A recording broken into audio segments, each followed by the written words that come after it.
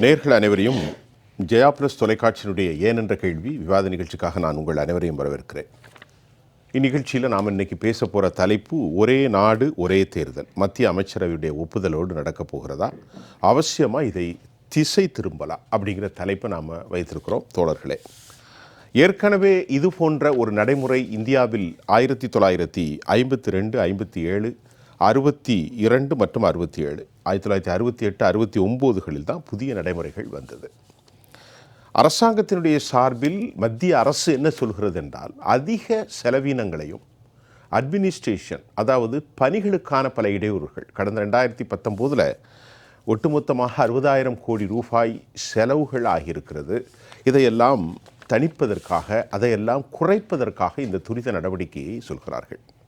ஆக இது ஒரு ஏற்றமுடைய ஒரு தேவையான ஒன்றுதான் என்று மற்றவர்களும் சொல்கிறார்கள். ஆனால் எதிர்க்கட்சிகள் வழக்கமாக சில குறைபாடுகளை ஃபெடரல் ஸ்ட்ரக்சர் என்று சொல்லக்கூடிய கூட்டாட்சி தத்துவத்திற்கு விரோதமானதாகவும், அடக்குமுறை சட்டங்கள் என்றெல்லாம் சிலர் வரம்பு மீறி விமர்சனங்கள் வைப்பதையும் நாம் பார்க்கின்றோம். ஆனால் இந்த விவகாரத்திற்காக இந்திய அரசியல் அமைப்பு சட்டப்பிரிவு 83, அது மட்டுமல்லாமல் 85 2B, 174 2B மற்றும் 356, 174 2B, இப்படி பல்வேறு சட்டத்திட்டங்களை மாற்ற வேண்டும், அவற்றில் முறைமைகளை கொண்டு வர வேண்டும் என்றும், 82 சட்டத்திட்டத்திலும் இப்படியெல்லாம் லெஜிட்டிமேட் ப்ராசஸ் என்று சொல்லக்கூடிய சட்ட ரீதியான பல விவகாரங்கள் இருக்கிறது. அதே போன்று 50% மாநிலங்களின் ஆதரவு, அதனை தவிர்த்து 361 எம்பிக்களுடைய ஆதரவு, இதெல்லாம் சாத்தியமா? அதைவிட முக்கியமான கேள்வி, இந்த அரசு ஏன் பதபதைக்கின்றது? அவசரமாக கொண்டு வருவதற்காக கிட்டத்தட்ட 18,620 பக்கங்கள் ராம்நாத் கோவிந்துடைய அறிக்கையை திரௌபதி முர்முவோட அந்த அம்மையார்கிட்ட கொடுத்தாங்க. இதையெல்லாம் பின்னணி வேறு ஏதாவது இருக்கிறதா? ஒன்று, நாட்டை சீர்திருத்துவதற்கான சட்டம், எதிர்க்கட்சிகள் சொல்வதையெல்லாம் நாம் முனைமலங்கி போன வாதமாக வைத்துக்கொள்ளும். மற்றொன்று, கொள்கை ரீதியாகவும் சித்தாந்த ரீதியாகவும் பாரதிய ஜனதாவுக்கு வேறு ஏதாவது திட்டங்கள் உண்டா? ஏன் எதிர்க்கட்சிகளுக்கு இவ்வளவு பதபதைப்பு? பேசுவோம் பாருங்கள். நம்மோடு பேசுவதற்காக திருச்சி வேலுசாமி, காங்கிரஸ் கட்சியின் செய்தி தொடர்பாளராக, மூத்த அரசியல் மற்றும் சமூக பார்வையாளராக திருச்சி வேலுசாமி அவர்களை ஐயா வாங்க. என்னுடைய வெளிப்புற படப்பிடிப்பினுடைய இந்திய ஆட்சிப்பணி அதிகாரி ஓய்வு பெற்ற ஐயா திரு பாலச்சந்திரன் ஐஏஎஸ் அவர்களை நான் வரவேற்கிறேன். ஐயா வாங்க. ஐஏஎஸ் டாக்டர் பாலச்சந்திரன் ஐயா வணக்கம். வணக்கம். வணக்கம். அதே போன்று அரசியல் விமர்சகர் ஐயா நவநீத். வணக்கங்க. வணக்கம். வணக்கம். அதே போன்று ரவிசங்கர், உங்கள் அனைவரையும் நான் வரவேற்கிறேன். பாலச்சந்திரன் ஐயா, உங்கள்கிட்ட நான் ஆரம்பிக்கின்றேன். ஆட்சிப்பணியில் பலவித சட்டத்திட்டங்கள், பல விவகாரங்கள், மக்களோடு தொடர்பு, ஒரே நாடு ஒரே தேர்தல், மத்திய அமைச்சரவை ஒப்புதல், உங்களுடைய பார்வையும் கருத்தும் சாத்தியமா, சாத்தியமில்லாதா?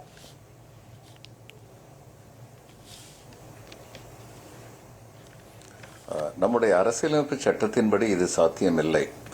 ஏனென்றால் நாடாளுமன்றத்திற்கு எப்படி, நாடாளுமன்றத்தின் கீழ்மன்றத்திற்கு, லோக்சபா என்று சொல்கின்றோமே, அந்த லோயர் ஹவுஸுக்கு எப்படி 5 ஆண்டுகள் ஆயுள் இருப்பதாக, அரசு கவிழ்ந்தாலன்றி, நிரந்தரமான ஆட்சி இல்லாமல் இருந்தாலன்றி என்பது போன்ற கண்டிஷன்ஸ்களை தவிர மற்றபடி ஒரு நாடாளுமன்றத்தில் தேர்தல் நடந்தால் அடுத்த 5 ஆண்டுகளுக்கு அந்த நாடாளுமன்ற தேர்ந்தெடுக்கப்பட்ட உறுப்பினர்களுடைய சபை உயிர்ப்புடன் இருக்கும் என்பது எந்த அளவிற்கு சரியோ அந்த அளவிற்கு நம்முடைய அரசியலமைப்பு சட்டத்தின்படி மாநிலங்களில் உள்ள சட்டமன்றங்களுக்கும் தேர்தல் நடந்த பின்னால் அவர்களுக்கு 5 ஆண்டுகள் உயிர்ப்பு உண்டு. சில காரணங்களினால் நாடாளுமன்றத்திலும் சரி சட்டமன்றங்களிலும் சரி 5 ஆண்டுகள் பூர்த்தி செய்ய முடியாமல் போக முடியும். அதற்கான காரணங்களும் வரையறுக்கப்பட்டிருக்கின்றன நம்முடைய அரசியலமைப்பு சட்டத்தில். உதாரணமாக, முழு மெஜாரிட்டியுடன் இருக்கும் ஒரு பிரதம மந்திரியோ அல்லது ஒரு முதலமைச்சரோ 5 ஆண்டுகளுக்கு முன்னால் நாடாளுமன்றத்தையோ சட்டமன்றத்தையோ கலைத்துவிட்டு தேர்தல் நடத்த வேண்டும் என்று குடியரசுத் தலைவருக்கோ அல்லது மாநில ஆளுநருக்கோ பரிந்துரை செய்தால் அந்த பரிந்துரை ஏற்கப்பட்டு அதன் அடிப்படையில் தேர்தல் நடத்தப்பெறும். அப்படித்தான் 1967 5 ஆண்டுகளுக்கான தேர்தல் நடந்து மிக பெரும்பான்மையுடன் வெற்றி பெற்று ஆட்சியில் அமர்ந்த திராவிட முன்னேற்ற கழக தலைவர் திரு கருணாநிதி அவர்கள், அவர் 1967க்கு பின்னால் தலைவரானார். ஆனால் அவர் அந்த பரிந்துரையை கொடுக்கும் பொழுது கட்சியின் தலைவராகவும் ஆட்சியின் முதலமைச்சராகவும் இருந்தார். 1971 நாடாளுமன்ற தேர்தலுடன் சேர்த்து எங்களுடைய மாநில தேர்தலையும் நடத்திவிடுங்கள் என்று அவர் சொன்னார். மாநிலத்தின் முதல்வர் சொன்னார். அந்த கோரிக்கை ஏற்றுக்கொள்ளப்பட்டது. ஆனால் இன்று இவர்கள் சொல்வது ஒரே நேரத்தில் நாங்கள் நாடாளுமன்றத்திற்கும் சட்டமன்றங்களுக்கும் தேர்தல் நடத்துவோம் என்று சொல்வது இன்று உள்ள நிலைமையில் சிக்கல்களைத்தான் ஏற்படுத்தும். யாருடைய ஆயுளை குறைக்கப் போகின்றீர்கள்? நாடாளுமன்றத்துடைய ஆயுளையா அல்லது சட்டமன்றங்களுடைய ஆயுளையா? எந்த அளவில் குறைக்கப் போகின்றீர்கள்? இன்னும் இந்த சட்டத்தின் வரைவு நமக்கு வெளிப்படையாக தெரிவிக்கப்படவில்லை. அப்படி தெரிவிக்கப்படாத சூழ்நிலையில் அந்த சட்டத்தின் வரைவை பற்றி மிக விரிவாக நாம் விவாதிக்க முடியாது. எனவே இன்று நாம் விவாதிக்கக்கூடிய சம்பவம் என்னவென்றால், அரசியலமைப்பு சட்டம் என்ன சொல்கிறது? அப்படி ஒரே நேரத்தில் நாடாளுமன்ற தேர்தலையும் எல்லா சட்டமன்ற தேர்தல்களையும் நடத்துவதற்கு அரசியலமைப்பு சட்டத்தின் இன்றைய நிலையில் உள்ள சட்டத்தை எந்த வழியில் திருத்தப் போகின்றார்கள்? அப்படி திருத்துவது நல்லதா? திருத்துவது நிச்சயமாக நல்லது இல்லை. ஏனால் சட்டமன்றங்கள் என்பவை நேரடியாக மக்களுடன் தொடர்பு கொண்ட ஒரு அரசினை தேர்ந்தெடுப்பவை சட்டமன்றங்கள். அந்த சட்டமன்றங்களை நாடாளுமன்றத்தில் அமர்ந்து கொண்டு நாங்கள் உடனடியாக எங்களுடைய இஷ்டப்படி கலைத்துவிட்டு நாடாளுமன்றத்துடன் சேர்ந்து தேர்தல் நடத்த செய்வோம் என்று கூறுவது தார்மீக ரீதியாக சட்ட ரீதியாக சரியானதாக தென்படவில்லை என்பதுதான் என்னுடைய கருத்து. சரி, முதல் கட்ட கருத்தை திரு பாலச்சந்திரன் ஐயா அவர்கள் சொல்லியிருக்கார். நவநீத் சார், இப்போ பாரதிய ஜனதா வைக்கக்கூடிய விவகாரங்கள் பொதுவாக சாத்தியம்தான். 60,000 கோடி ரூபாய் அதிக வீண் விரயம். இரண்டாவது, எதிர்க்கட்சிகள் சார்பில் மட்டுமல்ல, ஒரு ஊடகவியலாளர் நாம் கேட்போம்.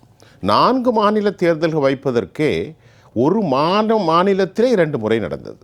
அப்படி என்றால் இந்தியாவில் 30க்கும் மேற்பட்ட அது எல்லாம் யூனியன் டெரிட்டரி எல்லாம் சேர்த்து வைப்பது, சட்டம் ஒழுங்கு, அது மலையக பிரதேசமாக இருக்கும், இயற்கை சில இடங்களில் கடும் மழை பொழியும், சில இடங்களில் கடும் வெயில் அடிக்கும். இவையெல்லாம் எப்படி சாத்தியம்? ஏன் இதன் மூலமாக இந்த நாட்டுக்கு என்ன ஒரு பெரும் நன்மை? ஒரு கேள்வி. இப்போ முக்கியமாக நம்ம இதில் பார்க்க வேண்டியது வந்து இதோட ப்ராசஸ். இது வந்து இவங்க இந்த ஒப்புதல் கொடுத்துருக்காங்க. அதுக்கப்புறம் பாராளுமன்றத்தில் போகும். இது சம்மந்தமாக டிபேட் நடக்கும். அப்புறம் ஜேபிசி போகும். நிறைய விஷயங்கள் இருக்கிறது. அது ப்ராசஸ். முதல்ல நம்ம அந்த இன்டென்ஷன், அதாவது இன்டென்ஷன். இப்போது ஒரு சுகுமார் சென் அப்படின்றவர் தான் இந்தியாவுடைய முதல் தேர்தல் அதிகாரி. அவர் இந்தியாவில் 2 முறை இதே மாதிரி ஒரே நாடு ஒரே தேர்தல், அதாவது சட்டத்தில் இல்லை, அவர் நடத்தி காட்டுறாரு. சரி, அப்போ அந்த காலத்தில் லிட்ரஸி ரேட் எவ்வளோ இருந்தது இந்திய மக்களிடையே பார்க்கணும். கல்வி அறிவு அப்படி இருந்த காலகட்டத்தில் நடத்த முடியுது. அப்படின்னா இப்போ இருக்கிற இந்த நவீன காலகட்டத்தில் பண்ண முடியும். அப்படி ரெண்டாவது, அதுக்கு என்ன ப்ராசஸ்? அதுக்கு தேர்தல் ஆணையம் அதுக்கு ரெடியாக இருக்கிறதா? அவங்ககிட்ட சஃபிஷியன்ட் மிஷினரி இருக்கா? அதெல்லாம் பார்க்க வேண்டியது இருக்குது. எடுத்தோடனே எதிர்ப்புன்னா இப்போ சரி, நான் என்ன சொல்கிறேன், மக்களில் பாருங்கள். நீங்கள் அரசியல் கட்சியாக பார்க்காதீங்க, மக்களை பாருங்கள். மக்களை பொறுத்த வரைக்கும் ஏன் பயப்படுறாங்க? இப்போது கேரளாவில் பார்க்குறீங்க, ஆட்சியில் இருப்பது கம்யூனிசம். ஆனால் மக்கள் ஓட்டு போட்டது காங்கிரஸுக்கு லோக்சபா தேர்தலில். மகாராஷ்டிரா எடுத்துங்க, இந்த லோக்சபா தேர்தலில் காங்கிரஸுக்கு தான் ஓட்டு கொடுத்தாங்க. ஆனால் மாநில தேர்தல் வந்தப்போ பாரதிய ஜனதா கூட்டணி. ஸோ மக்கள் தெளிவாக இருப்பாங்க. நீங்கள் மக்கள் பார்வையில் பாருங்கள், நீங்கள் அரசியல் கட்சி பார்வையில் பார்க்காதீங்க, மக்கள் பார்வையில் இருக்கா. ஏன் ஒரு உதாரணத்துக்கு நான் எடுத்துக்கிறேன். இன்றைக்கி தமிழ்நாட்டில் இப்போது இது லோக்சபா தேர்தல் நடந்தது. இந்த லோக்சபா தேர்தல் நடந்தப்போ முதல்வர் என்ன சொல்கிறாரு, 40 தொகுதியும் நமதே அப்படின்னு சொல்லி ஒரு இலக்கை கொடுக்கும்போது தேர்தல் தேதி அறிவிச்சாச்சு. இந்த தேதியில் தான் தமிழ்நாட்டுக்கு தேர்தல் அப்படின்னு சொல்லி அறிவிக்கும் போது அந்த ஒரு குறிப்பிட்ட காலகட்டத்தில் நான் சாதாரணமாக சொல்கிறேன், ஒரு 2 மாதம் 3 மாதம் அரசு இயந்திரமே அப்படியே செயலிழந்து போகிறது. எல்லா அமைச்சர்களும் அவங்களுக்கு ஒரு டார்கெட் இருக்குது. என்னுடைய இந்த பார்லிமெண்ட்ரி கான்ஸ்டியூஷனில் நான் வேலை பண்ண, நாங்கள் வின் பண்ணணும், ஸ்வீப்பிங் மெஜாரிட்டி. இப்போ உதாரணத்துக்கு எடுத்துங்க, இப்போ பொலிட்டிக்கல் ரெப்ரசன்ட் அமைச்சர்கள் போய் அங்கே உட்கார்றாங்க, போய் உட்கார்றாங்க. அப்போ என்ன ஆயிடுது, ஒரு 3 மாதம் 3லேருந்து 4 மாதம் கிட்டத்தட்ட நீங்கள் இன்னும் பெரிய மாநிலம் யோசிச்சு பாருங்க. ஃபேஸ்ட் எலெக்ஷன் ஆகும்போது அந்த அரசு இயந்திரமே அந்த இடத்துல அப்படியே ஜாம் ஆகிடுது. அதாவது இப்போ ஒன்றும் இல்லை, வயநாட்டில் தேர்தல் நடக்கும்போது கேரளாவிலேருந்து என்ன பண்ணாங்க, எல்லா காங்கிரஸில் இருக்கக்கூடிய பல மாநிலத்தில் இருக்கக்கூடிய ஒர்க் பண்ணாங்க. இப்போ ஏன் பிரதமரே என்ன ஆகுது, ஒரு மாநிலத்துக்கு தேர்தல் பிரச்சாரம்னு சொல்லி வரும்போது அவர் என்ன, அவர் அந்த ஆஃபீஸை விட்டுட்டு அந்த பிரச்சாரத்துக்கு போகிறார். அப்போ இது சிம்பிளிஃபை ஆகுது. ஒரே தேர்தல் ஒரே மாநில தேர்தலுக்கும் மத்திய தேர்தலுக்கும் ஒரே நாள் நடந்தா இல்லை என்ன ப்ராப்ளம் இருக்கு சொல்லுங்க. இப்போ நம்முடைய அதாவது நம்முடைய பாலச்சந்திரன் சார் சொன்னாரு, டிராப்ட் முதல்ல வரணும். ஆமா, நீங்க எப்படி வைக்க போறீங்க, மாநிலங்கள் ஆயில குறைக்க போறீங்களா அல்லது எப்படி 5 ஆண்டுகள் வைக்க போறீங்களா, எந்த மாதிரி விவகாரம் இல்லாமல் நாம பேச முடியாது. ஒன்று, அடிப்படை கையில் வந்து இல்லை. இரண்டாவது, இந்த முகமைகளுக்கான சாத்தியக்கூறுகளை பற்றி நம்ம பேச போகிறோம். சட்டப்பிரிவுகள் எப்படி இருக்கிறது, இன்றைக்கு இருக்கக்கூடிய 293, தேவைப்படுகிறது 361, இதெல்லாம் நம்ம பேசலாம். இப்போ என்ன அப்படின்னு கேட்டோன்னா, ஒரு சின்ன கேள்வி. மத்திய அரசு இப்போ 4 மாநில தேர்தலையே 2-3-4 முறை வைக்கிறாங்க. அப்படி இருக்கும்போது இந்தியா முழுவதும் எப்படி சாத்தியம்? சட்டத்தை பேசல, பொதுவாக இல்லை. இது வந்து அரசியல் கட்சியாக பாரதிய ஜனதா மத்திய அரசுன்ற மாதிரி அவங்க இதை தாக்கல் செய்து இதை எடுத்துட்டு போறாங்க. தோது வந்து எதிர்கட்சிகளா இவங்க ஆட்சியில் இருக்காங்க. இப்போ என்னன்னா, நீங்க இந்தியா முழுக்க பாருங்க, மாநிலங்களில் ஜாஸ்தி ஆட்சியில் இருக்கிறது பாரதிய ஜனதா. அவங்களுக்கு ஒரு இம்பாக்ட் தானே இருக்கிறது. சோ இது வந்து அவங்களுக்கு ஒரு பாசிபிலிட்டி இல்ல, அவங்களுக்கு ஒரு இம்பாக்ட் தானே. இவங்களுக்கு என்ன இம்பாக்ட் இருக்கோ பல மாநிலங்களில் பாரதிய ஜனதா ஆட்சியில் இருக்கிறது. இப்போ ஒரு ரீஜனல் பார்ட்டிஸும் கூட வந்து பல மாநிலங்களில் பாரதிய ஜனதாவும் சில இடத்துல காங்கிரஸும் இருக்கிறது. அப்போ அவங்களுக்குமே இம்பாக்ட் தான் இருக்கிறது. அப்போ என்ன இதோட அண்டர்லைங் என்னன்னா, அவங்க என்ன சொல்றாங்க, இது ஒரு டிராஃப்ட் அவர் சொல்ற மாதிரி கொடுத்தாச்சு, சப்மிட் பண்ணிக்கும். இதுல வந்து எப்படி செயல்படப்படும், ஏன்னா இதுக்கு முன்னாடி உமன்ஸ் ரிசர்வேஷன் பில் இருக்கு. அது வந்து 2029 அமல்படுத்துவோம் பெண்டிங். அப்புறம் டீலிமிட்டேஷன் இருக்குது. இவ்வளோ விஷயங்கள் இருக்குது. இவ்வளோ விஷயங்கள்லாம் முடிந்த பிறகுதான் நீங்க வந்து இந்த ஒரே நாடு ஒரு தேர்தலே வர முடியும். ஸோ இது வந்து ஒரு எதிர்க்காம இதில் என்ன பிரச்சனைகள் இருக்கிறது, இதை வந்து ஒரு டிஸ்கஷனாக எடுத்து எதிர்கட்சிகள் அவங்க கருத்தை சொல்ல. ஏன்னா நீங்களே சொன்னீங்க, ராம்நாத் கோவிந்தோடைய அந்த அறிக்கையில் வந்து ஒரு கட்சியும் சந்தித்து அவங்கவுங்க என்ன ப்ரொடெஸ்ட் பண்ணியிருக்காங்க, என்ன அவங்களுடைய கருத்து அப்படின்னு சொல்லியிருக்காங்க. எவ்வளோ கட்சி ஆதரித்து இருக்கிறது, எவ்வளோ கட்சி மறுத்து இருக்கிறது தெளிவாக இருக்குது, டிரான்ஸ்பரண்டாக இருக்குது. இப்போ நான் கேட்டேன், there should be transparent. Let me know something I'm asking you. இப்போ இப்படி ஒரு ப்ராசஸ் வரும்போது ஒரு டிராஃப்ட் போடணும்னா பிரைம் மினிஸ்டர், அதாவது பிஎம் அலுவலகம் ஒரு காமன் நோட்டிஃபிகேஷன் வில் பி கண்டிப்பாக இஷ்யூ பண்ணணும். All the leaders get together discussing about the based on that issue. They come to the conclusion whether it may be possible or not. அப்படி ஒரு சூழல் இல்லையே. நீங்க ஒரு மோனோதிஸ்டிக்கா ஒரு ஒன் வே பாலிடிக்ஸாவே போறீங்க. இல்ல, அதுதாங்க, இவங்க ஒன் வே பாலிடிக்ஸா போகலைன்றதுக்கு தான் வந்து ராம்நாத் கோவிந்த் அமைத்த குழுவில் வந்து எவ்வளோ பொலிட்டிக்கல் பார்ட்டிஸை நாங்கள் பேசியிருக்கோம். ரெகக்னைஸ்டு பொலிட்டிக்கல் பார்ட்டி, அது போக நாட் அன்ரெகக்னைஸ்ட் பொலிட்டிக்கல் பார்ட்டி, ஸ்டாட்டிஸ்டிக்ஸ் லீனாக கொடுத்துருக்காங்க. எவ்வளோ பேர் இதை எதிர்த்துருக்காங்கன்றது இருக்கு. ஸோ அவங்க சொன்ன கருத்து எதனால எதிர்க்கிறோம் அப்படின்றதையும் இருக்கிறது. ஸோ இன்னொன்று வந்து இதுதான் திரும்ப இந்த சொல்கிறேன் வந்து, இந்த ஃபெடரல் ஸ்ட்ரக்சரை அட்டாக் பண்ணுறதுலாம் ஒன்றுமே கிடையாது. இந்தியாவில் இருந்த விஷயம் தான் அது. இப்போ கோரலா, அதாவது எதிர்கட்சிகளுடைய குரல் என்னன்னா, மம்தா பானர்ஜி சொல்ற ஜனநாயக மீறான கடுமையான தாக்குதல், ஜனநாயக படுகொலை, ஜனநாயகத்தின் நசுக்கல், மேற்கு வங்கம் ஒருபோதும் அடிபணியாது, டெல்லியினுடைய சர்வாதிகாரம் யதாச்சாரத்தை எதிர்ப்போம், ஜனநாயகம் காப்பாற்றப்பட வேண்டும். இல்ல, எனக்கு எந்த அடிப்படையில் ஜனநாயகம் நசுக்கப்படுது? இல்ல, 2 விஷயம் எடுத்து அது ஐயா நம்ம ஐயாட்ட தான் கேட்கணும். திருச்சியில இருந்து வந்திருக்காங்க வேலை செய்ய. சரி, நீங்க முடிச்சிட்டீங்களா? என்னோட விஷயம் என்ன சொல்ல வந்தேன்னா, ஜனநாயகம் நசுக்கப்படும்ன்றதுக்கு ஒரு சின்ன உதாரணம் எப்படின்னா, அன்றைக்கு வந்து எதிர்கட்சியாக இருந்தது வந்து காங்கிரஸ் ஆட்சி காலத்தில் வந்து ரொம்ப தள்ளி இருந்த எதிர்கட்சினா கம்யூனிஸ்ட், இந்திய கம்யூனிஸ்ட் கட்சி. அவங்க என்ன பண்றாங்க, கேரளாவில் ஆட்சியை பிடிக்கிறாங்க. மற்ற இந்தியாவில் எல்லா மாநிலத்திலையும் காங்கிரஸ் இருக்கும்போது கேரளாவில் மட்டும் இஎம்எஸ் நம்பூதிரிப்பாடு தலைமையில் ஆட்சி அமைகிறது. அந்த ஆட்சி 5 ஆண்டு காலம் நடந்துதா? பேசும். ஒரு ஹெல்த் டிபேட்டாக இருக்குது. இப்போ நமக்கு டிராஃப்ட் ஒன்றும் இல்லை, நாம் என்ன கருத்து தெரிவிக்க போகிறோமோ அதுதான் கருத்து. ஒருவேளை இந்திய நாடாளுமன்றம் கூட அந்த டிபேட்டை ஏற்றுக்கலாம், பார்ப்போம். டிரான்ஸ்லேட் பண்ணி எடுப்பாங்க, தமிழ் தெரியாட்டாலும். நம்மோடு இப்பொழுது காங்கிரஸ் கட்சியுடைய செய்தி தொடர்பாளர் திருச்சி வேலுசாமி ஐயா அவர்கள் இணைகிறார். சார் வாங்க. இப்போ நம்ம இந்த டிபேட் பற்றி பேசும்போது நான் நம்முடைய நவநீத் சார் அவர்கள்ட்ட கேட்டேன். அவங்க இன்னும் சில விஷயத்தை பேசுனாங்க, நம்ம ஐஏஎஸ் அவர்களும் சொன்னாங்க. இப்போது இதுவரைக்கும் எந்த விதமான டிராஃப்டோ எப்படி வைக்க போகிறது என்ற ஃபார்மேட் எதுவும் நம்மள்ட்ட இல்லை. வி ஹாவ் எனி எவிடன்ஸ், அத்தன்டிசிட்டியாக எதுவும் இல்லை. இப்போ அப்படி இருக்கும்போது ஜனநாயக படுகொலைன்னு எதிர்கட்சி சொல்கிறதும், ஜனநாயக தாக்குதல் என்பதும், சர்வாதிகாரம் யதாச்சாரம் என்ற கடும் போக்கு வார்த்தைகளுக்கெல்லாம் என்ன ஒரு கனெக்டிவிட்டி இருக்குது? நீங்கள் தான் வார்த்தையை கொஞ்சம் எல்லை மாரி போட்டிருக்கீங்க. நான் போகலை, மம்தா அதாங்க. முன்னால துவக்கத்தில் ஏன் மம்தா சொன்னதை நான் சொல்லல. சரி, துவக்கத்தில் நீங்க சொல்ற போதே வழக்கம் போல எதிர்கட்சிகள் இருக்கிறது நீங்க. சரி, ஓ அப்படி சொல்றேன், அதுல கவனமா பார்த்திருக்கீங்க. சரி, நான் பார்க்கிறேங்கிறத நீங்க புரிஞ்சுக்கணும். சரி சரி, நீங்க இதுல மேலோட்டமாக பார்க்கிற போது பொழுதுபோக்கா பல பேர் நினைக்கிறாங்க. சரி, இன்றைக்கு நாம் வாழ்கிற உலகத்திலேயே ஒரு மிகப்பெரிய ஜனநாயக நாடு என்பது இந்தியா. Very good. 140 கோடி மக்கள் இந்த நாட்டில் வாழ்றாங்க. நீங்க 52, 57, 62, 67 வரை ஒன்றாக நடந்துச்சு என்பது உண்மை. அன்றைக்கு இந்தியாவுடைய ஜனத்தொகை 30 கோடி தான்.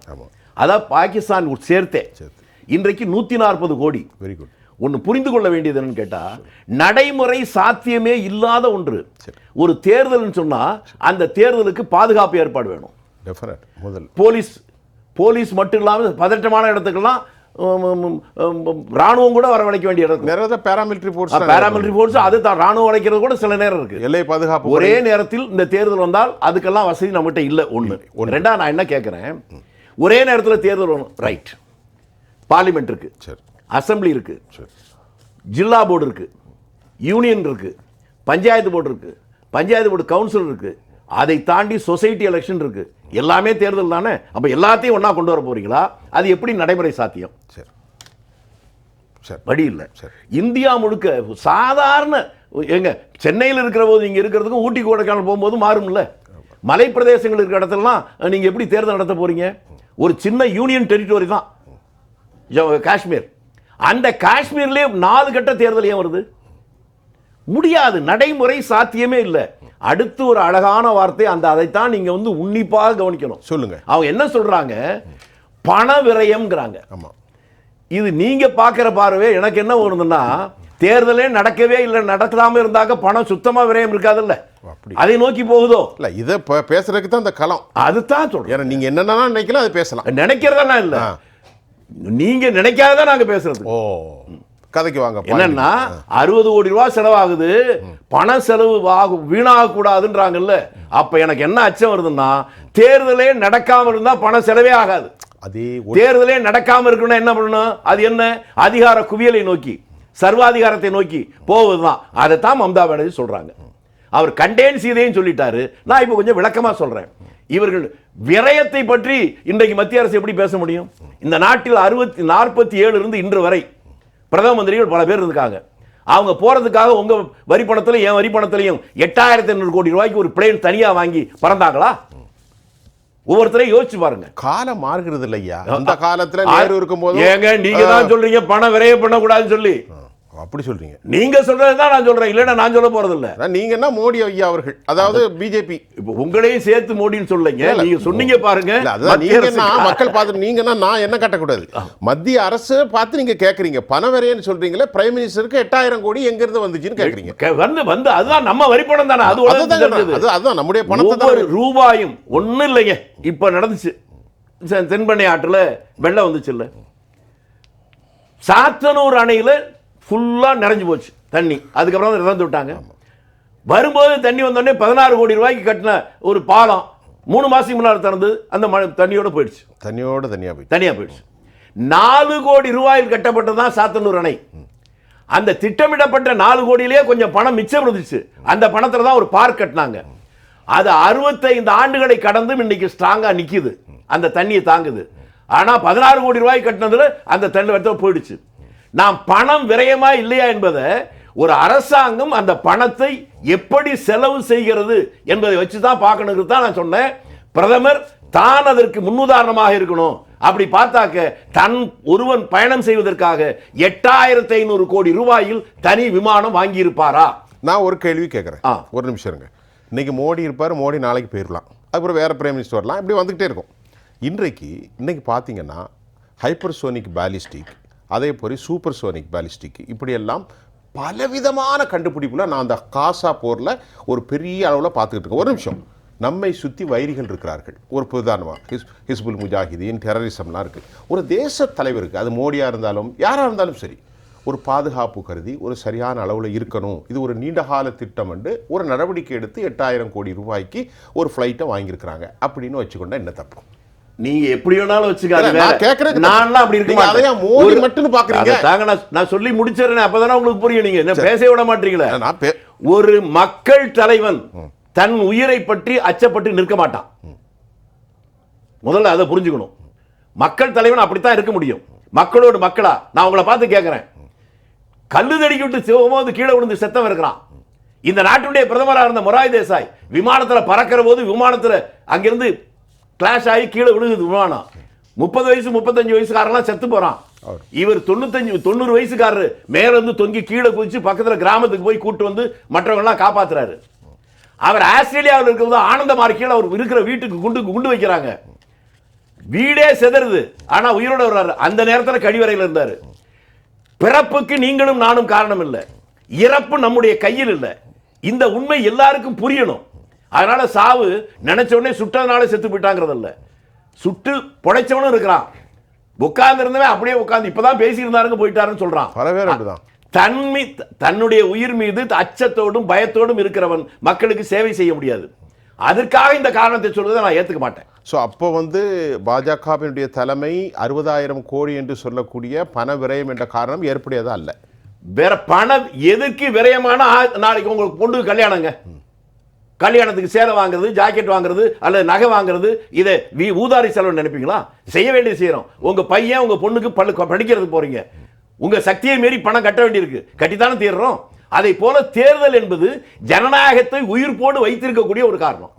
அதற்காக செலவு போய் வீண் விரயம் என்று சொன்னால் நான் அச்சப்படுகிறேன். வீண் விரயம் என்று சொல்வது தேர்தலே நடத்தாமல் நிறுத்துவதற்காக, அதுதான் எதேச்சாதிகாரத்தை சர்வாதிகாரத்தை நோக்கி போகிறதோ என்று என்னுடைய சந்தேகத்தை, அச்சத்தை உங்களிடத்தை தெளிவாக சொல்லிட்டேன். திரு ரவிசங்கர், நான் நிறைய கேள்வியை நம்முடைய திருச்சி வேலுசாமிகிட்ட கேட்டேன். அவங்க அதுக்கு பதில் சொல்கிறாங்க. கேட்பதற்கு எனக்கு உரிமை பதில். அதே மாதிரி நான் உங்கள்கிட்ட கேட்குறேன். அவருடைய பாயிண்ட் ஒன்று எடுத்து அதுலேருந்து தான் கேட்குறேன். இது என்னுடைய சுயாதீனமான கேள்வி அல்ல. இப்போ இந்தியா ஒரு 40 லட்சம் பட்ஜெட், 34 லட்சம் பட்ஜெட் ஆண்டுக்கு. ஒரு உதாரணம், ஆமாம் 34 லட்சம் கோடி சாரி, கிட்டத்தட்ட ஒரு $500 பில்லியனுக்கு கொஞ்சம் தான் கம்மி. இனி ஒரு 50 லட்சம் கோடியாக வந்துடும் வைங்களேன். இந்த 34 லட்சம் கோடி வரும்போது 5 ஆண்டுகளில் எவ்வளோ வருது? ஒரு 180 லட்சம் கோடி வந்துடும். கிட்டத்தட்ட 2 ட்ரில்லியனுக்கு தாண்டி மேலே போயிடுது.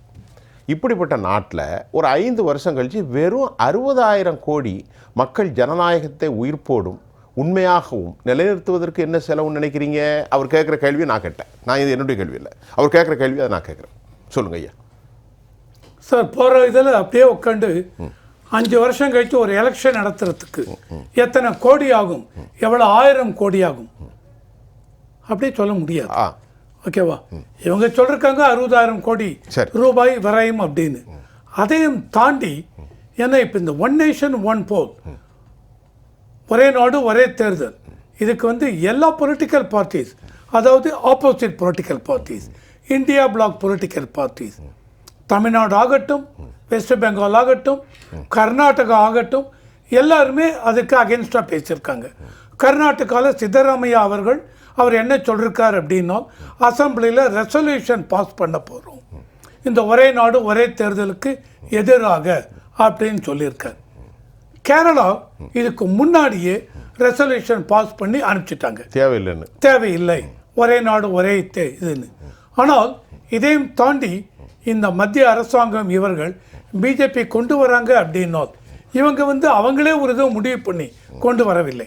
இது முன்னாடியே நவநீத் அவர்கள் பேசின மாதிரி இவங்க இப்போ ஆப்போசிஷன் பார்ட்டிஸ் என்ன சொல்கிறாங்க, டெமோக்ரஸி ஜனநாயகத்தை இவங்க அந்த அளவுக்கு அண்டர்மைன் பண்ணுறாங்க. மேபி குடி தோண்டி புதைக்கிறவர்கள் ஃபெடரல் ஸ்ட்ரக்சர் இதை அண்டர்மைன் பண்ணுறாங்க. கூட்டாட்சி தத்துவத்தை ஃபெடரல் ஸ்ட்ரக்சர் சாரி அதுதான் தமிழ் சாரியே கிடையாது.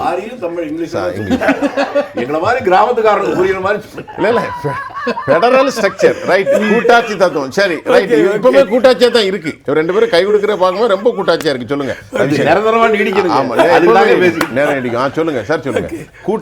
கூட்டாட்சி இது தத்துவம், இது எல்லாமே இதனால சிதைக்கப்பட்டு விடும் அப்படிங்கிறாங்க. மமதா பானர்ஜி அவங்க என்ன சொல்றாங்க, எக்காரணத்தை கொண்டும் இதை நாங்கள் வெஸ்ட் பெங்காலில் கொண்டு வர மாட்டோம் அப்படிங்கிறாங்க. நீங்கள் கொண்டு வராது அது இல்லை பேச்சு. பார்லிமெண்ட்டில் மெஜாரிட்டி வச்சு பாஸ் ஆயிடுத்து, 2/3 மெஜாரிட்டி பாஸ் ஆயிடுத்துனால் ஸ்டேட் கவர்மெண்ட் முடியாதுன்னு சொல்ல முடியாது. இது ஒன்று. இதையும் தாண்டி எதனால் இவங்க சொல்கிறாங்க அப்படின்னு அதுக்குள்ளே நான் போகிறேன். ஏன்னால் இதில் இவங்க சொல்கிறதில் அதாவது state election, central government election, Lok Sabha, இது ரெண்டும் ஒரே இதுவை சிங்க்ரோனைஸ் பண்ணுறாங்க, ஒரே தேதியில் நடக்க வேண்டும் அப்படின்னு. இப்போ நடக்கிற மாதிரி 4-5 ஃபேஸில் நடக்கலாம், 7-8 ஃபேஸில் நடக்கலாம். ஓகேவா? ஒரே ஃபேஸ் அன்னைக்கே இல்ல. ஸோ ஒரே தேர்தல்னா அதே பல்வேறு கட்டமா நடக்கும். கண்டிப்பா நடக்குங்க. ஒரே இதான் குழப்பங்கிறது. ஒரு குழப்பமும் இல்ல. பெரும் குழப்பம். சார் ஒரு குழப்பமும் இல்ல. அப்ப வார்த்தை தான் ஒரே நாடு ஒரே தேர்தல், ஆனா போல் வந்து வேற மாதிரி நடக்கும். ஒரே தேர்தல். இன்னைக்கு அசெம்பிளி எலெக்ஷன் ஒரு இதுக்கு தேர்தல் டிஃபரண்ட் ஃபேஸ்ல நடக்குது இல்லையா? சோ இது வந்து லாஜிஸ்டிக். சார் அப்ப நான் எதிர்க்கட்சிகள் தான் குழம்பிக்கிட்டாங்க இல்ல, அதுவும் இல்ல. அதை சொல்ல வரேன். சோ எதிர்க்கட்சியை பொறுத்த வரைக்கும் இப்ப நீங்க முன்னாடி சொன்னீங்க இல்லையா, இது வந்து ஃபுல் டீடைல் இப்ப நம்ம கிட்ட இல்ல. என்ன ஃபுல் டீடைல் இல்ல அப்படின்னா, இதை நீங்க 2029 அதிலிருந்து கொண்டு வர போறீங்களா, இல்ல பில்லு பாஸ் ஆயிடுத்து அப்படின்னோ? இந்த பில்லு பாஸ் ஆகிறது மட்டும் இல்ல, முன்னாடி இது எல்லாருக்குமே தெரியும், பார்லிமெண்ட்ல லோக்சபால 2/3 மெஜாரிட்டி வச்சு பாஸ் பண்ணணும். 2/3 மெஜாரிட்டினா அன்னைக்கு அந்த ஓட்டிங் நோ 543க்கு 362 61. ஓகே, ஓட்டிங் நடக்கிற அன்னைக்கு எவ்வளவு பேர் அங்க பிரசன்ட் ஆயிருக்காங்களோ அதுல 2/3. இது ராஜ்யசபாக்கும் சரி லோக்சபாக்கும் சரி. பல பேர் கம்ப உருவிட்டு போயிருவாங்க வெளியே. தெரியாது. இது இம்பார்ட்டன்ட். ஓகேவா? இல்ல சொல்ல முடியாது. இங்க தலையை காட்டுற ஆட்கள்லாம் இருக்காங்க, அரசியல்வாதிகள் இல்லையா? போறாங்களா இவங்க வெளிய அனுப்புறாங்களா அதையும் பார்க்கணும். வெளியில நடக்குங்கறிய இல்ல, வெளியில அனுப்பிச்சு இதை எலெக்ஷன் பண்ண முடியாது. அந்த மாதிரி பண்ணால் இது இன்வாலிடேட் ஆயிடும். ஓகேவா? பொலிட்டிக்கல் பார்ட்டிஸ், எந்தெந்த பொலிட்டிக்கல் பார்ட்டி என்ன அண்டர்ஸ்டாண்டிங்ல வராங்களா இல்லையா தெரியாது. என்னென்ன பொலிட்டிக்கல் பார்ட்டி அவங்க எம்பிஸ்க்கு என்ன விப் இஷ்யூ பண்ணிருக்காங்க, இதையெல்லாம் பொறுத்தது. சரி, இதையும் தாண்டி பார்லிமெண்ட்ல பாஸ் ஆகுதுன்னு வச்சுங்க, பாஸ் ஆனா கூட என்ன இம்பார்ட்டன்ட், இவங்களுக்கு என்ன பிரச்சனை அப்படின்னு என்னுடைய ஒப்பீனியன்ல சொல்றேன். அதாவது 2029 எலெக்ஷன் நம்ம இடைவெளிக்கு அப்புறம் பேசலாம். சரி, ஓகே. பாலச்சந்திர சார், இப்போ நம்முடைய 3 ஆளுமைகளும் வச்ச கருத்தை நீங்க கவனமாக அவதானித்து கொண்டிருக்கிறீர்கள். இப்போ நம்மகிட்ட பேசுறதுக்கான ஒரு அத்தென்டிசிட்டியான பாயிண்டோ எவிடன்ஸோ மத்திய அரசு இந்த மாதிரியான ஆங்கிளில் இதை ஒரு இனோவேட்டிவ் பண்ணுறாங்க, புதுமையாக ஒரு இது பண்ணுறாங்கங்கிறதெல்லாம் இல்லை. இப்போ நீங்கள் இவர்கள் அனைவருடைய கருத்துக்களையும் கேட்டு எதிர்க்கட்சிகள் ஒரு டிஸ்கிரிப்பன்சி, அதாவது முரண்படுகிற ஒரு முரணான ஒரு கருத்தை, ஒரு confabulation among the Indian society, how do you feel that?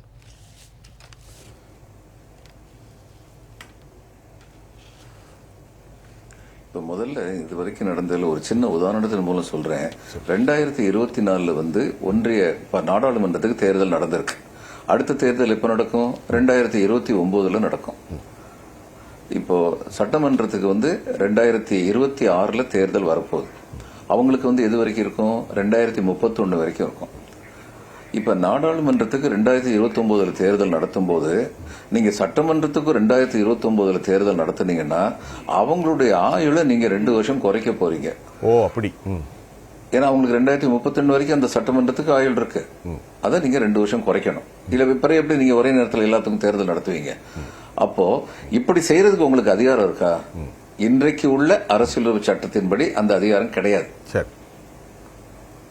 இப்ப இந்த கேள்விக்கு வந்து விடை அளிக்கப்பட மாட்டேன் என்கிறது. வரைவு சட்டத்தில் என்ன சொல்றாங்கிறது ஒரு பக்கம் இருக்கட்டும், அவங்க எப்படி இதை கொண்டு வர பாக்குறாங்க. எப்படி கொண்டு வந்தாலுமே நீங்கள் சட்டமன்றத்துடைய சாவரனிட்டியை வந்து குறைக்க முடியாது, குறைக்க கூடாது. ஏன்னா இந்தியா வந்து ஒரு யூனியன் ஆஃப் ஸ்டேட்ஸ். நம்முடைய அரசியல் சட்டம் தெளிவாக இருக்கிறது. நீங்க என்ன மாநிலங்களுடைய அதிகாரங்களை, மாநில சட்டமன்றங்களுடைய அதிகாரங்களை குறைத்தால்தான் நீங்கள் ஒரே நேரத்தில் இந்த நாடாளுமன்றத்திற்கும் சட்டமன்றங்களுக்கும் தேர்தல் நடத்த முடியும். வேறு வழி கிடையாது. அப்படி நீங்க செஞ்சாங்கன்னா நீங்க இந்த பெடரல் ஸ்ட்ரக்சரை எந்த அளவுக்கு மரியாதை பண்றீங்க? இந்த வினாவுக்கு வந்து இதுவரை விடை அளிக்கப்படவில்லை.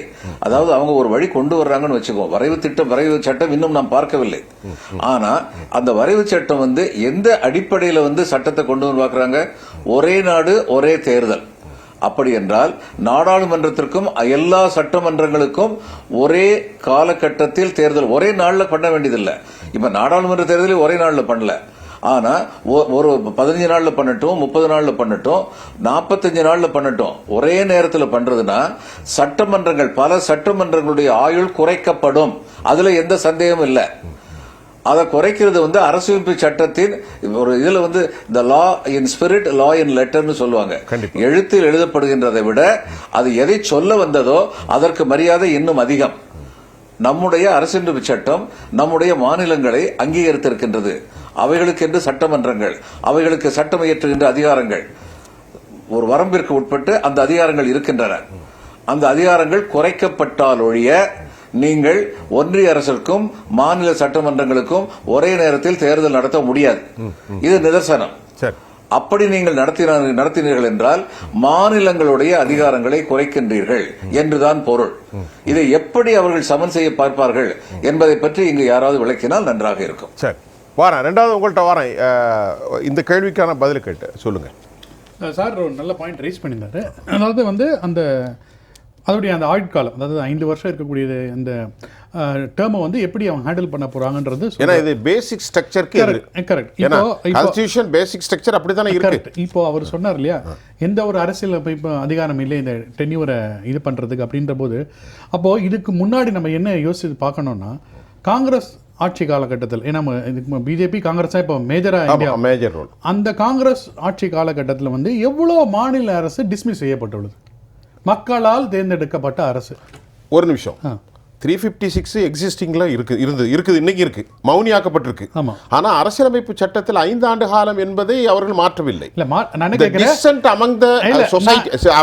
அசம்பிளி மெம்பர்ஸ் ஒருவேளை பெர்ஹாப்ஸ் அவர்களுக்கு பெருகால மெஜாரிட்டி இல்லாமல் இருக்கலாம். அப்படிப்பட்ட கட்டத்தில் அல்லது ஒரு abnormalcy to be appear attack on the federal structure. நீங்க சொல்லுங்க. ஒரு நிமிஷம் பாலச்சந்திர சார் சொல்லுங்க. வரேன். இல்ல, திரு நவநீத் அவர்கள் சொல்றது வந்து ஒருத்தங்க ஒரு அபரேஷன் பண்ண அந்த அபரேஷனை நியாயப்படுத்துறீங்களா? இப்ப இவங்க வந்து காங்கிரஸ் அரசு வந்து டிஸ்மிஸ் பண்ணாங்கன்னு சொல்றீங்க. பொம்மை ஆட்சி டிஸ்மிஸுக்கு அப்புறம் சுப்ரீம் கோர்ட் தெளிவான வரைமுறைகளை கொடுத்திருக்கு. நினைச்சபடி இப்ப யாரும் எந்த சட்டமன்றத்தையும் டிஸ்மிஸ் பண்ண முடியாது. ஒரு காலத்துல இப்ப நீங்க என்ன சொல்ல வரீங்க? காங்கிரஸ் தவறு செய்தது என்று சொல்ல வருகின்றீர்கள்.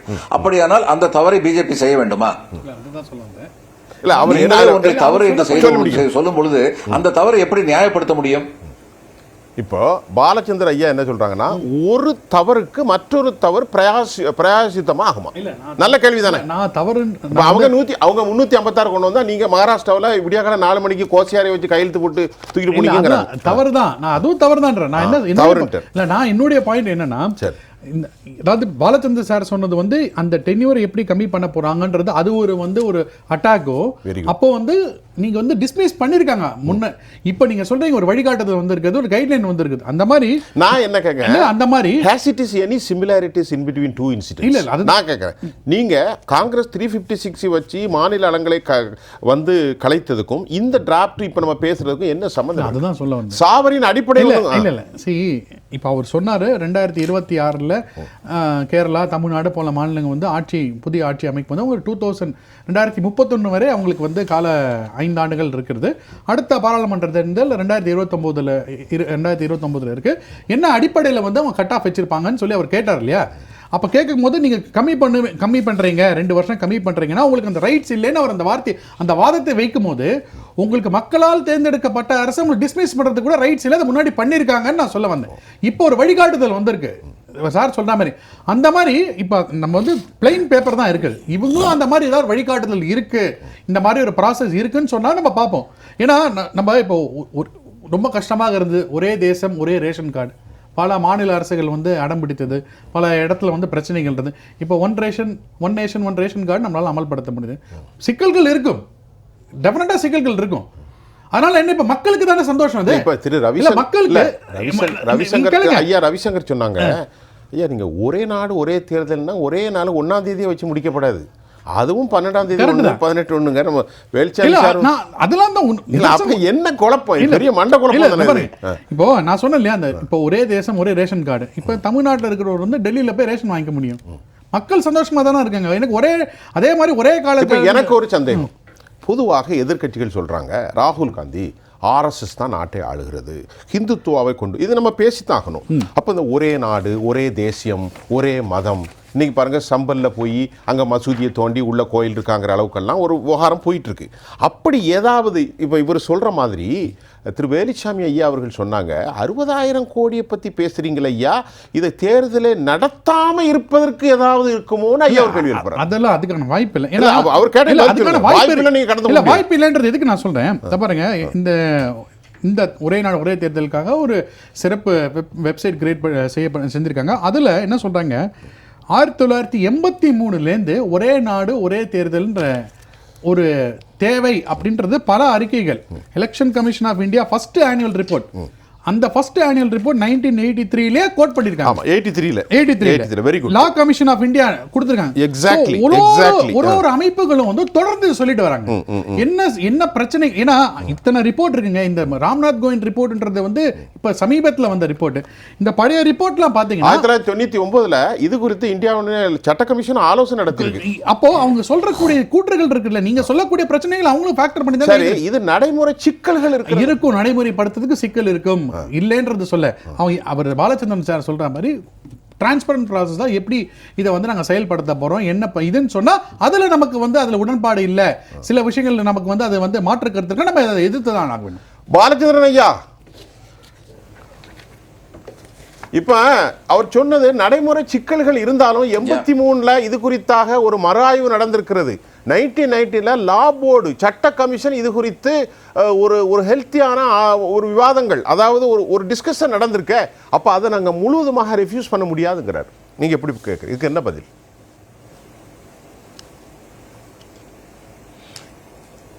இல்லை, அதாவது 52, 57, 62, 67 வரைக்கும் ரெண்டுக்கும் ஒரே நேரத்தில் தான் தேர்தல் நடந்தது. ஏனென்றால் சட்டமன்றங்கள் 5 ஆண்டுகளை முழுமையாக கழிக்க முடிந்தது. அதே மாதிரி தான் நாடாளுமன்றமும். ஆனா அதுக்கப்புறம் என்னாச்சு, இன்ஸ்டெபிலிட்டி வந்தது. சட்டமன்றங்கள் ஒரு அமைச்சரவை வந்து கலைக்க வேண்டிய ஒரு நிலைமை வந்தது. ஒரு 200 பேரை வச்சு மெஜாரிட்டி வந்தவங்க திடீர்னு அதில் 40 பேர் காணாமல் போயிட்டாங்கன்னா மைனாரிட்டி ஆகிறது. இது சில மாநிலங்களில் அடிக்கடி நடந்துகிட்டு இருந்தது. ஆயாராம் காயாராம்னு அந்நேரம் கலாட்டா பண்ணுவாங்க. இன்னைக்கு காலையில் ஒரு கட்சியில் இருப்பாரு, சாயந்தரம் இன்னொரு கட்சியில் இருப்பாருலாம் இன்ஸ்டெபிலிட்டி இருந்தது. இப்ப அந்த மாதிரி நேரத்தில் வந்து சட்டமன்றங்கள் கலைக்கப்பட வேண்டிய சூழ்நிலை உருவானது. ஏன்னா அரசியல் அமைப்பு சட்டத்தின்படி ஆட்சி நடக்காத ஒரு சூழ்நிலை இருந்தது. அப்போ 5 ஆண்டுகளுக்கு தேர்ந்தெடுக்கப்பட்ட சட்டமன்றம் தன்னுடைய கடமையினை முடிக்க முடியாத சூழ்நிலை 2 ஆண்டுகளில் வந்தால் 2 ஆண்டுகளுக்கு பிறகு மறு தேர்தல் நடக்கும். இது நம்ம அரசியல் சட்டம் சொல்லியிருக்கு. அதுக்கும் நான் சட்டமன்றம் சரி. இப்ப தமிழ்நாடு சட்டமன்றம் இன்னைக்கு ரொம்ப ஸ்டேபிளா இருக்கு. நான் ஏற்கனவே சொன்ன உதாரணத்தை மறுபடியும் சொல்றேன். நீங்க 2029 நாடாளுமன்றத்துக்கு தேர்தல் நடத்தும் போது ஸ்டேபிளா இருக்க ஒரு சட்டமன்றத்தை இல்ல நீ 2 வருஷத்தை குறைச்சிக்கோன்னு சொல்றதுக்கு உரிமை இல்லை. அது மக்களுடைய அவர்கள் அளித்த வாக்கினை அவமதிப்பது. ஏன்னா தெள்ள தெளிவாக சரியான மெஜாரிட்டியோட கேரளாலேயோ மேற்கு வங்கத்திலேயோ தமிழ்நாட்டிலேயோ கர்நாடகாலேயோ ஒரு ஆட்சி அமைக்கப்பட்டிருக்கும் என்றால், தேர்தல் நடந்து மக்கள் சுதந்திரமாக வாக்களித்து ஒரு குறிப்பிட்ட கட்சிக்கோ குறிப்பிட்ட கூட்டணிக்கோ அவர்கள் ஆட்சி அமைக்கும் உரிமையை கொடுத்திருக்கிறார்கள் என்றால், அந்த 5 ஆண்டுகளில் 2 ஆண்டை குறைப்பதற்கு யாருக்கும் தார்மீக உரிமையும் கிடையாது, சட்ட உரிமையும் கிடையாது. இப்படி ஒரு சட்டம் நிறைவேற்ற முயற்சி செய்கிறார்கள் என்றால் அவர்கள் அந்த ஏற்கனவே நான் சொன்னது போல் அரசியலமைப்பு சட்டத்தின் தார்மீகத்தை மதிக்காதவர்களாக இருக்கின்றார்கள். Theoretically I am asking a question. 2029 வந்து இவங்களுக்கு வந்து நாடாளுமன்றத்துக்கு வந்து இது குறையுது. 2031 வந்து சட்டமன்றத்துக்கு வந்து இது ஆயுள் வந்து முடியுது. நீங்க ரெடியா இருக்கீங்களா? உங்க நாடாளுமன்றத்தை வந்து 2031 வரைக்கும் நீடிச்சிட்டு அதுக்கப்புறம் மறுபடியும் ஒரு தேர்தல் நடத்துறதுக்கு ஒரே அடியா எல்லா சட்டமன்றங்களும் இணைத்து நடத்துறதுக்கு நீங்க தயாரா இருக்கீங்களா? அப்படி இருந்தாலுமே சில மாநிலங்களுக்கு 2031 தேர்தல் வரும், சில மாநிலங்களுக்கு 2032 வரும். இப்படி இருக்கிறது உள்ள சூழ்நிலை. இதை எப்படி சரி செய்ய போகின்றீர்கள்? அடிப்படையாக கேட்கின்ற கேள்வி, மக்கள் யாரை தங்கள் மாநிலத்தை ஆட்சி செய்ய வேண்டும் என்று தேர்ந்தெடுக்கின்றார்களோ அந்த உரிமையை, அந்த மக்களின் உரிமையை கலைப்பதற்கு யாருக்குமே உரிமை கிடையாது. அப்படி கலைப்பதற்கு முயற்சி நடந்தால் அது ஜனநாயகத்தின் குரல் வலையை நெரிப்பதுதான். அப்படி என்றால் எம்ஜிஆர் ஆட்சி வந்து எப்படி தூக்கி வீசி எறியப்பட்டது கர்நாடகா, அது விஷயம் இல்ல. அப்ப நான் என்ன கேட்கிறேன், என்ன ரீசனுக்காக எம்ஜிஆர் ஆட்சி? அதாவது அந்த அப்படி ஒரு சட்டம் வந்து 356 ஆழமாக நீங்க ஒரு பெனிட்ரேட் உள்ள ஆழமா பாருங்க. அது நாட்டினுடைய தேச ஒற்றுமை, தேச பாதுகாப்பு. உதாரணத்துக்கு ஜம்மு காஷ்மீர்ல ஒரு அரசு, ஒரு உதாரணத்துக்கு சொல்லக்கூடாத உதாரணம், பயங்கரவாதியோடு கைகோர்த்துருக்குன்னா உடனடியாக கலைத்து விடணும். அதுக்காக காங்கிரஸ் கலைக்கக்கூடாது. அப்படித்தான் 356 வச்சிருந்துச்சு. ஆனால் தவறான 1980 எதுக்கு எம்ஜிஆருடைய ஆட்சியை கலைச்சிங்க? அது காங்கிரஸ் கட்சி கலைச்சது. திருச்சி வேலுச்சாமி இருக்காங்க. ஆக தவறாக எல்லாரும் மேனுப்புலேட் பண்ணாங்க. அதை வைத்து நீங்கள் இதனுடைய கம்பேரிசன் வரக்கூடாது. அது வேறு விவகாரம், நம்ம பேசுவோம். சார் நீங்கள் சொல்லுங்கள். நண்பர் சொன்னார் ஏதோ மாநில ஆட்சிகளை எல்லாம் காங்கிரஸ் மட்டும்தான் கலைச்சதுன்னு. அவர் நினைவு சொல்கிறேன், காங்கிரஸ் ஆட்சி கலைச்சதெல்லாம் ஒன்று ஸ்டேட் தான் ஒரு நேரத்தை கலைச்சிருப்பாங்க. 356 விதி சட்டத்தில் இருந்ததை வைத்தான் கலைச்சாங்க. பாலச்சந்தர் சார், உங்களுடைய நிறைவு கருத்து சுருக்கமா? நான் சொல்றேங்க, நிறைவுக்கு ரொம்ப சுருக்கமா சொல்றேன். நீங்க திரும்ப திரும்ப வந்து நவநீத் அவர்கள் சொல்றாரு எம்ஜிஆர் ஆட்சி எப்படி கலைச்சாங்க. இப்ப எம்ஜிஆர் ஆட்சியை கலைச்சதை யாராவது ஆதரிக்கிறோமா? அப்படியெல்லாம் 356 இஷ்டப்படி பயன்படுத்தக்கூடாது அப்படின்னு சுப்ரீம் கோர்ட் வந்து சொல்லிருச்சு. இப்ப அப்படி இஷ்டப்படி பயன்படுத்த முடியாது. இப்ப நீங்க யாரோ ஒருத்தங்க அந்த எம்ஜிஆர் ஆட்சியை கலைச்சதை நீங்க நியாயம்னு சொல்லலையே, அது அநியாயம் தானே சொல்றீங்க. அப்ப அப்படி அநியாயத்தை மறுபடியும் அரங்கேற்றணுமா? அதனால இந்த விவாதமே என்னால் புரிந்து கொள்ள முடியவில்லை. சில பேர் தவறு செய்து விட்டார்கள் என்று கூறுகின்றீர்கள், அந்த தவறை முன்னுதாரணமாக எப்படி நீங்கள் எடுத்துக்கொள்ள முடியும்? நீங்களே தவறு என்று சொல்ல பின்னால். எனவே சட்டமன்றங்களுக்கு 5 ஆண்டுகளுக்கு வந்து ஆயுள் கொடுப்பதாக அரசியலமைப்பு சட்டம் சொல்லி இருக்கிறது என்றால் அதை விருப்பம் போல் தங்களுடைய விருப்பம் போல் யார் மாற்ற முயன்றாலும், ஏற்கனவே சொல்லப்பட்டது, சரியான காரணங்கள் இருந்தால் தேச விரோதத்தை செயல்படுத்தும் ஒரு அரசாக ஒரு அரசு தன்னை நிரூபித்துக் கொண்டால் அந்த அரசு போக வேண்டியதுதான். அதன் காரணமாக சட்டமன்றம் மறுபடியும் தேர்தல் நடத்த வேண்டியதுதான். அப்படி இல்லாமல் சரியான முறையில் தேர்ந்தெடுக்கப்பட்ட மாநில அரசுகளை எல்லாம் ஒரே நாடு ஒரே தேர்தல் என்ற கொடையின் கீழ் சட்டமன்றங்களை கலைக்க முயற்சித்தால் நான் ஏற்கனவே சொன்னது போல் அது ஜனநாயக படுகொலையாகத்தான் அமையும். இதுதான் என்னுடைய இறுதி கருத்து. வணக்கம். சரி, நன்றி சார். நன்றி. சார் சொல்றதுல வந்து அவர் வந்து ஒரு பார்வையில் பேசினா என்ன சொல்ல, பாஜக ஆளக்கூடிய மாநிலங்களுக்கும் இதுக்கு வந்து அப்ளிகபிள் தானே. ஆமா, இல்ல அவங்கள நீக்கி விட்டு இதை பண்ண முடியாது இல்லையா? 356 இதையும் நாங்க கம்பேர் பண்ண கூடாதுங்கிறது தான் அவர் சொல்றாரு. நான் சொன்னது அவர் இல்ல, நான் கம்பேர் பண்றதுக்கு சொல்ல, நான் என்ன சொல்றேன், அந்த ஒரு தவறு நடந்த பிறகு ஒரு கைட்லைன் வந்திருக்கிறது, சைட்டேஷன் வந்திருக்கு, அமெண்ட்மெண்ட் வந்திருக்கிறது. கரெக்டா இல்ல? தவறு நடந்த பிறகு நடந்து, அப்ப அதே மாதிரி இவங்களும் பண்ணுவாங்க. இது வந்து சட்டம் தான் வந்திருக்கிறது, ஒரு சட்டம் இல்லை, ஒரு இது வந்திருக்கிறது, அறிக்கையை வந்து இவங்க அக்செப்ட் பண்ணியிருக்காங்க. இது எப்படி அமல்படுத்த போறோம் தெரியாம நம்ம பேச முடியாதுன்னு தான் நான் சொல்றேன். திருச்சி சார், வெளிச்சாமி சார் சொல்லுங்க. அதாவது நான் முன்னால சொன்ன மாதிரி அதாவது மாநில அரசுகளை கலைக்கிற போதும் சட்டத்திற்கு உட்பட்டு தான் கலைக்கப்பட்டது. ஆமா, ஆர்டிகல் 356 சட்டம் இருக்கு. அது இப்ப இல்ல, அது என்னன்னா அந்த பிரச்சனை உச்சகட்டம் வரும்போதுதான் சட்டம் என்பது கல்வெட்டு சாசனம் இல்ல, நடைமுறையில் தவறு வருகிற போது நம்ம திருத்திக்கிறோம். அது எஸ்ஆர் பொம்மை வழக்கு வருகிற போதுதான் அதற்கு பின்னால் அப்படி கலைப்பதென்றால் பாராளுமன்றத்தில் அப்ரூவல் வாங்கணும்னு கொண்டு வந்தோம். ஆனா இவங்க என்ன ஒண்ணு புரிஞ்சுக்கிறாங்க, ஒரே ஒரு மாநிலத்தை மட்டும் கலைச்ச காங்கிரஸுக்கு மேல இவ்வளவு கோவப்படுறாங்களே, ஒரே நாள் 12 மாநில ஆட்சிகளை கலைத்தது எப்போன்னு அவங்களுக்கு தெரியுமா? சொல்லுங்க, நீங்க தான் சொல்லணும், வரலாற்று ஆய்வாளர். இல்லைங்க, அவர்களும் உள்ளிட்ட அந்த ஜனதா ஆட்சி நடந்துச்சு இல்ல, அப்பதான் நடந்துச்சு. அதனால ஒரு மாநிலத்தை கலைச்சதுக்கு இவ்வளவு குமுறாரே, 12 மாநிலத்தை கலைச்சவர்கள் சொல்லலாமா அப்படிங்கிறது ஒண்ணு. ரெண்டாவது, அவங்க என்ன எங்க தப்பு பண்றாங்கன்னு கேட்டா, ஒரே நாடு ஒரே மொழி ஒரு தேசம்ன்றாங்களே. நான் துவக்கத்தில் தான் சொன்னேன், இந்தியா என்பது மற்ற நாட்டுகளோடு ஒப்பிட்டு பார்க்க முடியாது. கண்டிப்பா உலகத்தில் ஒரு மிகப்பெரிய ஜனநாயக நாடு, 140 கோடி மக்களை உள்ளடக்கிய நாடு, ஒரே மொழி பேசுகிற நாடுகள் தான் ஐரோப்பிய நாடு. சரிங்களா? ஆங்கிலம் மட்டும் பேசுறாங்க. அது எல்லாம் ஒன்னா இருக்காங்களா? இல்ல, சண்டை போட்டுக்கிறாங்க. ஒரே மதம் தான் இஸ்லாம் மதம், ஒரே மதம் தான் புத்த மதம். அந்த புத்த மதத்தில் இருக்கிற நாடுகள்லாம் ஒன்னா இருக்கா? அல்லது இஸ்லாமிய நாடுகள் எல்லாம் ஒன்னா இருக்கா? எல்லாம் சண்டை போட்டுக்கிறாங்க. விரிகா என்னை விட நீங்க அதிகமா தெரிஞ்சு வச்சிருப்பீங்க. சிரியாவுல இன்னைக்கு 500 குரூப் ஆட்சி பண்ணுது. அதைத்தான் நான் சொல்றேன். நம்ம நாட்டுல அது முடியாது. இதுதான் இதை நம்ம பார்த்துக்கிட்டு இருக்கிறோம்.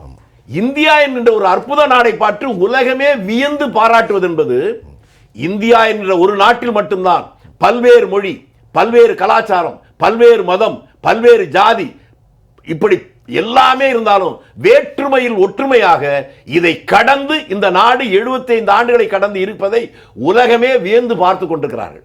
அதனால ஒரே மொழி ஒரே ஜாதி இதெல்லாம் இந்த ஒண்ணுங்கிறது அது நடைமுறை சாத்தியம் இல்லை என்பதை நான் சொல்ல வர்றேன். அது முடியாது. தேர்தல் நடப்பது என்பது நான் முன்னாலே சொன்னேன், 30 கோடி மக்களை வைத்துக்கொண்டு அதிலும் பாகிஸ்தானை சேர்த்து இருந்த அந்த நேரத்தில் தேர்தல் நடத்துவது வேறு, இன்றைக்கு 140 கோடி மக்கள் இருக்கிற நாட்டில் தேர்தல் நடப்பது என்பது வேறு.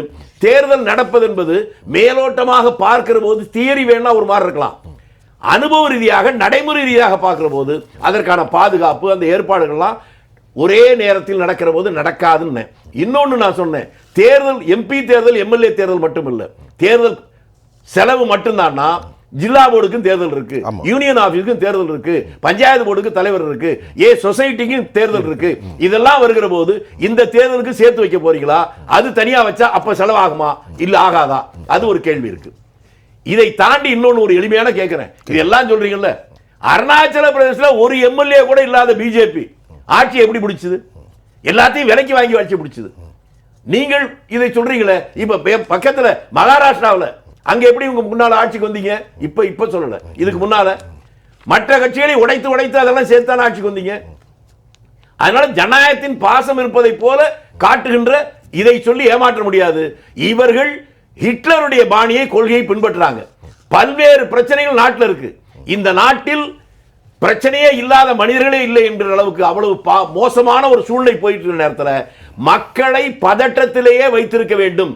அப்படி இல்லாவிட்டால் அவர்கள் சிந்தித்து ஆட்சிக்கு எதிராக போராடுவார்கள் என்பதால் பதட்டத்தை வைத்திருக்கணும். ஹிட்லர் சொன்னா அவருடைய குருநாதருடைய வழியில் மக்களை பதற்றத்தில் வைத்திருப்பதற்காக இதை சொல்லியிருக்கிறார்களுடைய.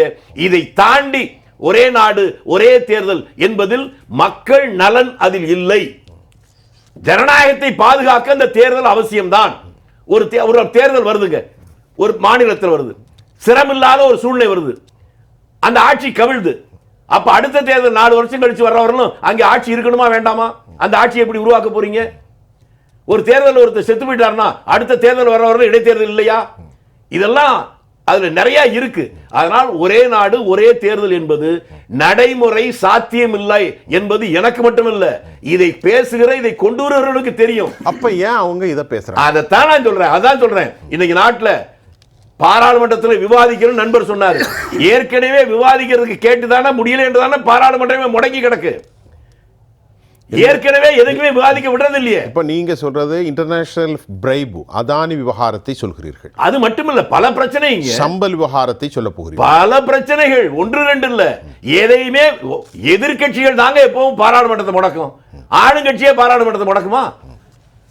ஸ்பீக்கரே, துணை ஜனாதிபதி அவரே எழுந்து ஆரம்பத்திலே கலைச்சிட்டு போறாரு. தன்கர் இதெல்லாம் இந்த விபரீதமான விஷயம் எல்லாம் இப்படிதான் நடக்குது. அதை சரி செய்து நீங்க என்னென்ன குறைந்தபட்சம் மிக முக்கியமான பிரச்சனைகளில் ஒரு இதை கருத்துருவாத்தை உருவாக்க குறைந்தபட்சம் பாராளுமன்றத்தில் இருக்க கட்சி தலைவர்களை வைத்துக் கொண்டாது அழைத்து ஒரு கூட்டம் போட்டு பேசுவதானே கடந்த காலம் வரல. இது ஒரு நடந்த நடைமுறை இருக்கு. எதிர்கட்சிக்காரன் ஏன் பேசுறது இல்ல? எதிர்கட்சி என்பது என்னன்றதை முதல்ல புரிந்து கொள்ளணும். பாராளுமன்றமோ சட்டமன்றமோ அது எதிர்கட்சிகளுக்கான இடம். எதிர்கட்சிகள் தான் அதிகமா பேசணும். மக்களுடைய பிரச்சனையை பற்றி செயல்படுத்துவதுதான் ஆளுங்கட்சியுடைய வேலை. ஆனால் இங்க என்ன இருக்கு நிலைமை? ஆளுங்கட்சிக்காரர்கள் எதிர்கட்சியை பேசவே விடுவதில்லை என்கிற ஒரு நிலைமைக்கு போயிருக்கிறாங்க. இது ஜனநாயகத்தை குழி தோண்டி புதைக்கிற நிலைமை. நீங்க அதான் முன்னாலே சொன்ன, ஹிட்லர் கூட உடனே சர்வாதிகாரி அவல்ல, ஜனநாயக ரீதியாக தேர்தல் தான் ஜெயிச்சான். 2வது தேர்தலில் அப்படித்தான் நின்று ஜெயிச்சான். அதற்கு பின்னால் தான் அவர் சரியாகத்துடைய போகிறான்னு நினைச்சு அதே மக்கள் எதிர்த்தார்கள். பக்கத்தில் ராஜபக்சே அதே தான். அந்த பாணியில் மெல்ல மெல்ல மெல்ல மெல்ல இந்தியாவிலும் அதிகார பரவலை அழித்துவிட்டு அதிகார குவியலை நோக்கி சர்வாதிகாரத்தை நோக்கி போவதற்கான ஒரு சூழ்நிலை உருவாக்குவதுதான் இந்த ஒரு நாடு ஒரு தேர்தல் என்பது என்னுடைய வலிமையான குற்றச்சாட்டு. ரவிசங்கர், நிறைவு கருத்து. ஆரம்பிக்கவே இல்லைங்க, அதுக்குள்ள நிறைவு கருத்து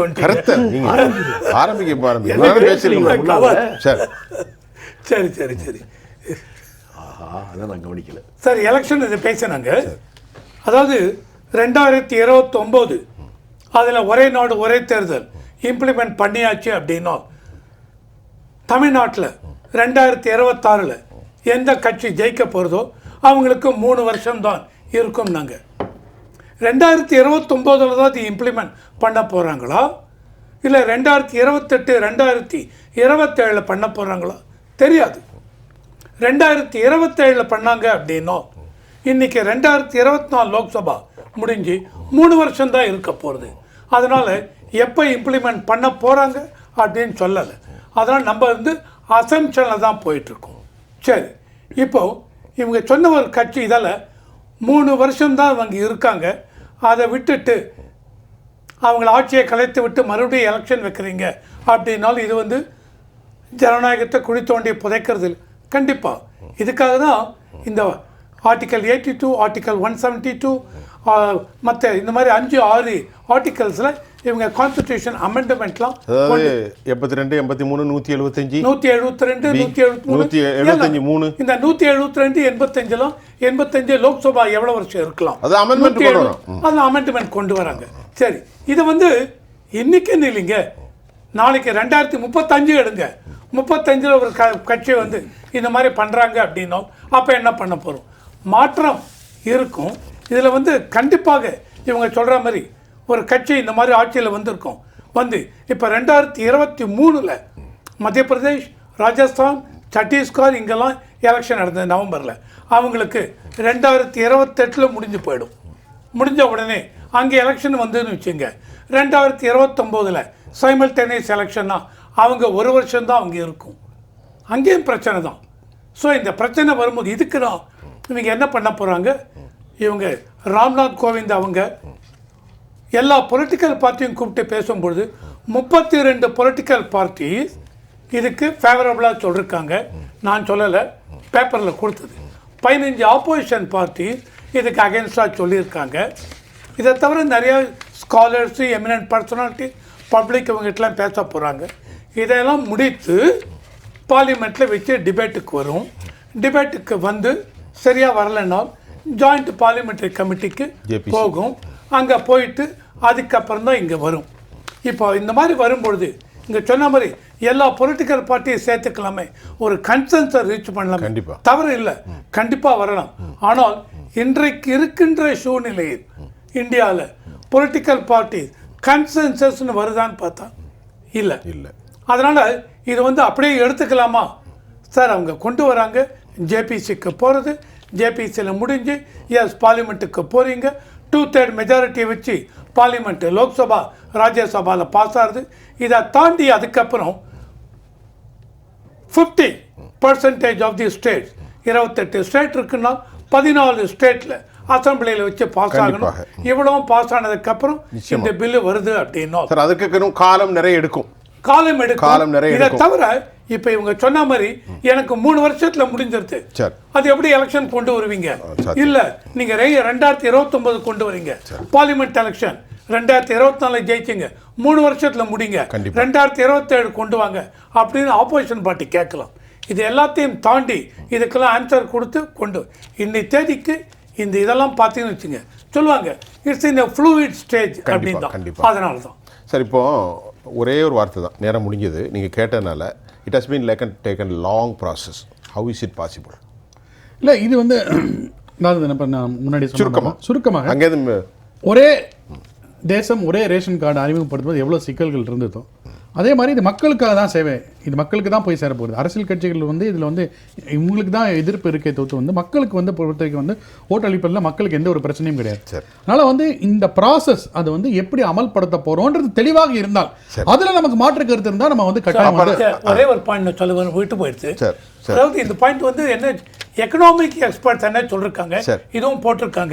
இந்த மாதிரி பண்ணும்போது ஒரே நிமிஷம், ஜிடிபி 1% to 1.5% இன்க்ரீஸ் ஆகிறதுக்கு வாய்ப்பு உண்டு எக்கனாமிக் எக்ஸ்பர்ட் சொல்லிருக்காங்க. It's a matter of subject. நாம இன்னொரு முறை இறைவன் நமக்கு பேசணும்னு ஒரு நாட்டத்தை தரும்போது டிராஃப்ட் வந்துடும். இது மட்டும் இல்லை, யூசிசின்னு சொல்றாங்க, common civil code, uniform civil code, அதுவும் வரும். அதுக்கும் பேசிக்கிட்டே தான் இருக்காங்க, இதுவும் பேசிக்கிட்டே தான் இருக்காங்க. அதுதான் திருச்சி வேலுச்சாமி கதையை மாத்துறாங்களோங்கிறாரு. அதையும் நம்ம தொங்க விட்டுருவோம், மக்கள் எடுத்துக்கிடுவாங்க. அந்த பேசிட்டே இருக்கிறதால தான் ஜனநாயகம் அப்படிங்கிறது வரும். அதாவது திருச்சி சார் நம்மோட இந்த நிகழ்ச்சியில் இந்திய ஆட்சி பணியினுடைய ஐயா பாலச்சந்தர், ரவிசங்கர், திருச்சி வேலுச்சாமி, நவநீத், உங்கள் ஐயா உங்கள் அனைவருக்கும் நான் உலகம் நன்றி தெரிவித்துவேன். மீண்டும் மற்றொரு களத்தில் நான் உங்களை சந்திக்கின்றேன். அதுவரை உங்கள் அனைவரிடமிருந்தும் ஜெயா பிளஸ் தொலைக்காட்சிக்காக நான் உங்கள் சுஃபியான். மீண்டும் நாளை சந்திப்போம்.